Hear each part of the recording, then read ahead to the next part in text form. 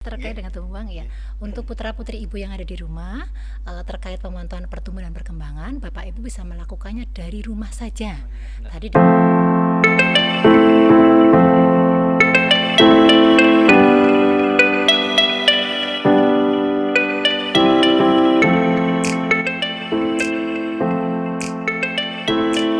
Assalamualaikum warahmatullahi wabarakatuh.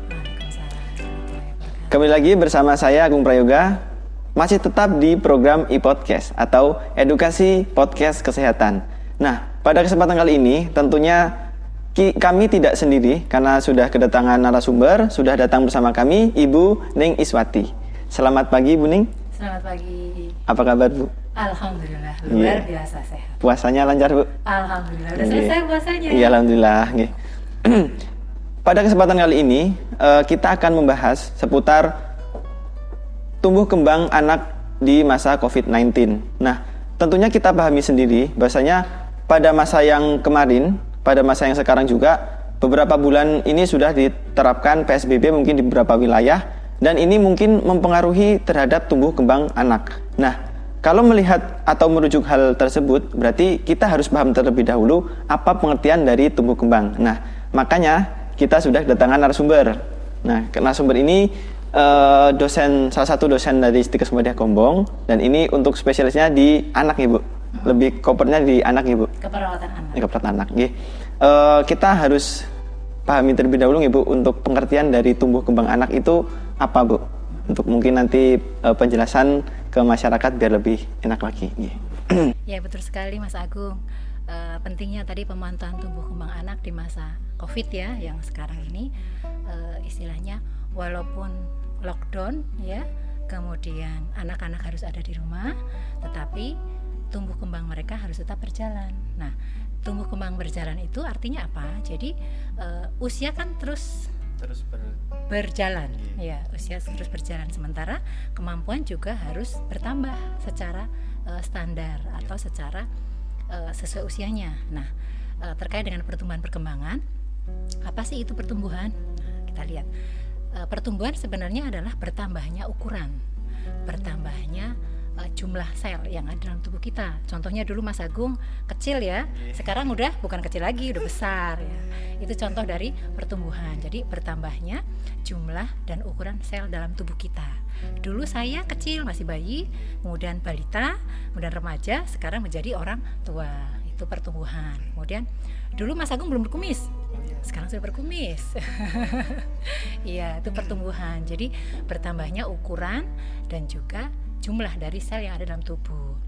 Kemudian sekarang kita ke perkembangan. Apa itu perkembangan? Perkembangan itu adalah bertambahnya kemampuan dari sel yang tadi bertambah dan bertumbuh.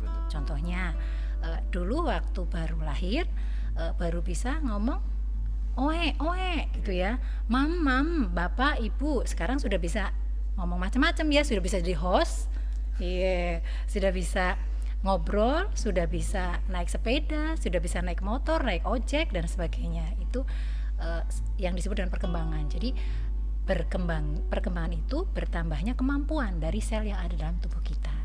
Dari yang dia bertumbuh, bertambah, kemudian bertambah jumlah dan besarnya, tapi setelah itu berkembang, harus mampu untuk melaksanakan fungsinya. Itu yang disebut perkembangan. Sehingga pertumbuhan dan perkembangan harus berjalan seiring sejalan gitu ya Mas Agung ya.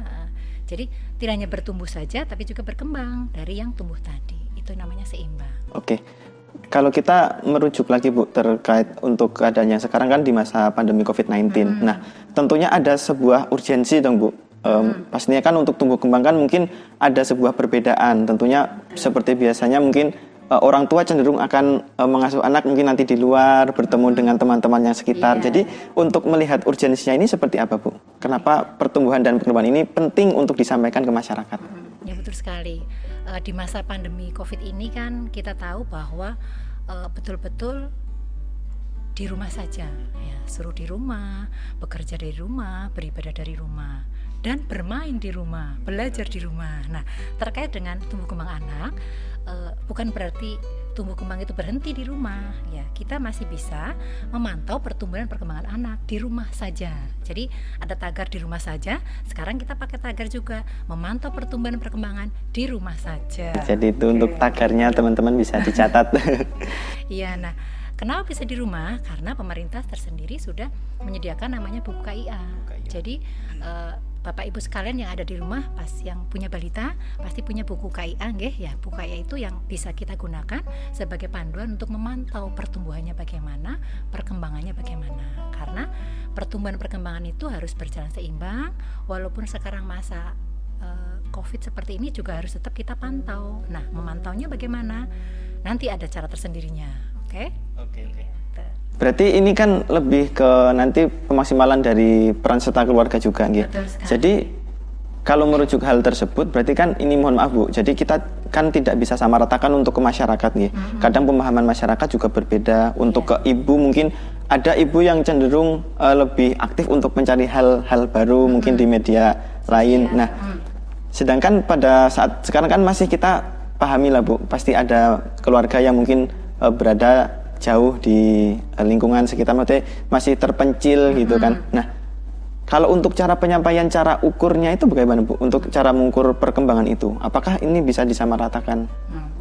Kalau untuk di masyarakat, pemerintah memang sudah menyediakan buku KIA. Kenapa buku KIA itu sangat simpel sekali dan bisa digunakan setiap balita yang memeriksakan ke posyandu pasti akan diberikan buku KIA. Nah, buku KIA itu bisa digunakan sebagai panduan memantau pertumbuhan perkembangannya. Nah, untuk pertumbuhan itu sendiri, Bapak Ibu di rumah bisa menimbang putra-putrinya sendiri di rumah, kemudian bisa mengukur, timbangan bisa macam-macam ya, bisa dengan timbangan yang injak, insya Allah sih sekarang banyak ya timbangan injak, kemudian dengan mengukur tinggi badan. Nah, kenapa harus diukur juga tinggi badannya? Ingat, sekarang sudah banyak kemarin kasus stunting. Nah, betul. Nanti kita ada topik sendiri stunting ya Mas ya. Oke. Menyusul banyak yang bisa disampaikan ke masyarakat. Jadi, pada saat kita di rumah kita bisa mengukur tadi berat badan anak dengan timbangan. Kemudian yang kedua mengukur tinggi badan anak. Nah, gimana Bu, di rumah nggak punya alat ukur tinggi badan? Tenang Ibu-ibu sekalian, kita bisa menggunakan meteran yang ada di rumah, meteran kain. Ya, metlim namanya ya. Oke. Bisa kita tempelkan di dinding ya, kita bisa tempelkan di dinding, kemudian kita selotip. Nah, maka setiap saat anak bisa diukur tinggi badannya. Kita tempel di dinding, kita selotip, kita suruh anak itu berdiri ya, kalau yang sudah bisa berdiri, punggungnya harus nempel dengan dinding, kemudian kita ukur sesuai dengan panduan, diukur tinggi badannya. Nanti kita kasih tanggal sekarang tanggal berapa Mas Agung? Tanggal 30. Oke, tanggal 30 Mei 2020. Tinggi badannya berapa? Tulis 130 cm. Tulis pakai pensil nggak apa-apa. Ingat ibu-ibu, nggak apa-apa di dinding, tidak apa-apa. Itu adalah sebagai salah satu media, kemudian juga betul mempermudah dan sebagai data kita di rumah. Jadi sudah punya betul. Nah, besok sebulan berikutnya kita bisa cek lagi tinggi badannya berapa. Dan itu anak akan senang sekali saat diukur seperti itu ya. Anak akan merasa, aduh Bu, aku tingginya segini, aduh tinggi lagi. Nah, itu bisa sebagai pemicu kita untuk menyampaikan kepada anak bagaimana nutrisi yang baik agar cepat tinggi. Nah, itu kemudian pola bermain yang baik, juga pola istirahat, dan juga sekarang karena masa pandemi tadi ya, dengan memantau di rumah bisa dilakukan oleh ayahnya, bisa ibunya, bisa kakaknya juga bisa. Artinya kita bisa ukur pakai penggaris biasa itu ya, penggaris biasa ditulis di situ, kemudian berat badan diukur, kemudian kita cocokkan dengan buku yang ada di KIA. Di buku KIA itu ada, jadi standar berat badannya ada, itu yang pertumbuhan. Begitu Mas Agung. Jadi untuk selanjutnya mungkin kan kita sudah tahu untuk caranya Bu. Tentunya mungkin sudah diaplikasikan juga untuk kepada masyarakat atau mungkin ke ibu-ibu sekalian sudah diaplikasikan. Tapi kita pasti temui Bu sebuah hal di mana mungkin tumbuh kembang anak ini agak sedikit dibilang ya agak terlambat. Nah, kita kaitkan dengan COVID-19. Tentunya kan ini harus paham untuk protokolernya Bu. Kan kadang untuk masyarakat sendiri pingin memeriksakan ke anak ke puskesmas kan juga was-was, wah jangan-jangan ini kan, jadi terbawanya jangan-jangan terus gitu loh Bu. Nah, kalau untuk di masa yang sekarang ini seberapa urgensinya, maksudnya untuk kapan seorang ibu itu untuk wajib memeriksakan anaknya? di tengah pandemi ini. Ya, karena saya yakin juga baik ibu maupun anak juga takut mau ke tempat pelayanan kesehatan. Waduh, ini lagi masa pandemi seperti ini, jangan-jangan nanti malah ketularan. Ya, oke. Jadi prinsipnya pada saat putra-putri dari Bapak Ibu sekalian sebatas pertumbuhan dan perkembangannya sesuai dengan usianya, nggak apa-apa. Artinya kita tidak harus takut dengan kok ini anak saya belum bisa duduk ya usia segini ya, jangan takut. Kalau sudah dideteksi, sudah dicek dengan yang namanya PUKIA, usia sekian bisa apa, kita kan punya posyandu. Nah, di posyandu kita nanti bisa minta informasi terkait dengan penimbangan dan pengukuran tumbuh kembang tadi. Nah, untuk mengamankan kita pada saat harus datang ke tempat pelayanan kesehatan, ada beberapa protokol yang harus dilakukan. Pada saat anak tidak menderita penyakit kegawatan, itu memang kita dianjurkan untuk di rumah.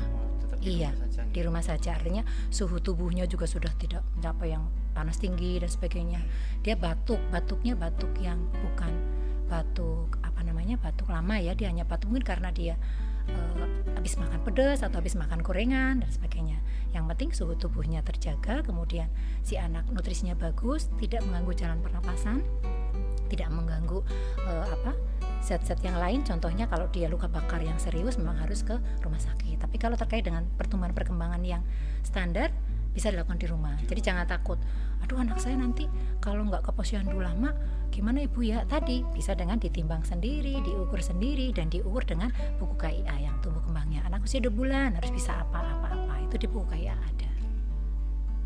Selanjutnya mungkin ini terkait untuk stimulasi, Bu. Stimulasi kan ini pastinya penting. Kita melihat sendiri keadaan yang sebelumnya mungkin kalangan anak-anak mungkin masih bisa bermain dengan teman-temannya, mungkin masih tahulah, oh begini cara untuk berteman, begini cara untuk mengembangkan suatu hal. Tapi di masa sekarang kan tentunya agak sedikit takut gitu kan.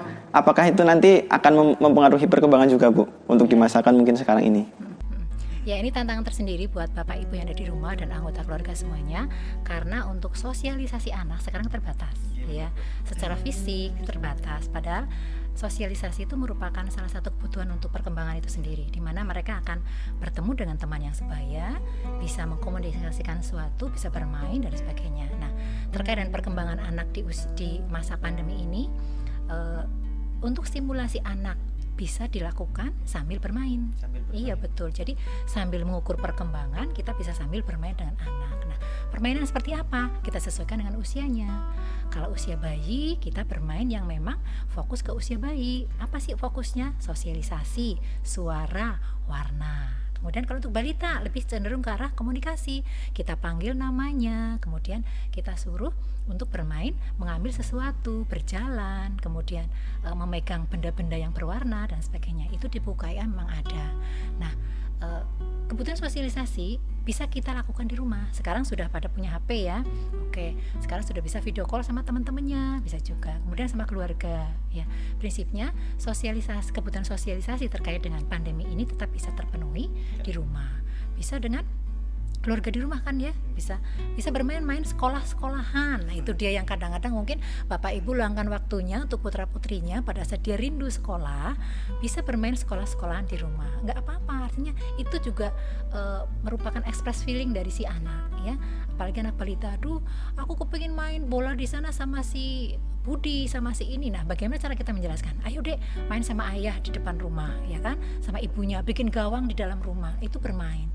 Dengan bermain akan menstimulasi tumbuh kembang tadi dengan alat yang seadanya, kemudian bisa sambil memantau perkembangannya dan tumbuh kembang anak tetap berjalan. Tentunya juga dengan harus diiringi dengan nutrisi yang baik, PHBS yang baik juga. Begitu. Jadi mungkin itu yang bisa kami sampaikan untuk di pertemuan kali ini. Tentunya untuk pembahasan di seputar anak tentunya tidak berhenti di sini ya, Bu. Tadi sudah diskusi beberapa hal, mungkin karena ini lebih spesifik ke bagian tumbuh kembang anak, jadi kita batasi untuk di sini, tapi nanti tidak menutup kemungkinan untuk kebahasan yang selanjutnya. Karena kalau melihat anak tentunya sangat menarik Ibu. Tentunya di tengah pandemi juga kita juga harus persiapan juga di waktu ini kita harus menyiapkan untuk persiapan new normal Ibu. Betul. New normal juga untuk persiapan. Mungkin sampaikan sedikit terkait dengan tumbuh kembang ya. Untuk putra-putri ibu yang ada di rumah terkait pemantauan pertumbuhan dan perkembangan, Bapak Ibu bisa melakukannya dari rumah saja. Tadi dengan buku KIA, kemudian bisa mengukur berat badan, mengukur tinggi badan secara mandiri di rumah. Dan itu bisa dengan situasi yang bermain.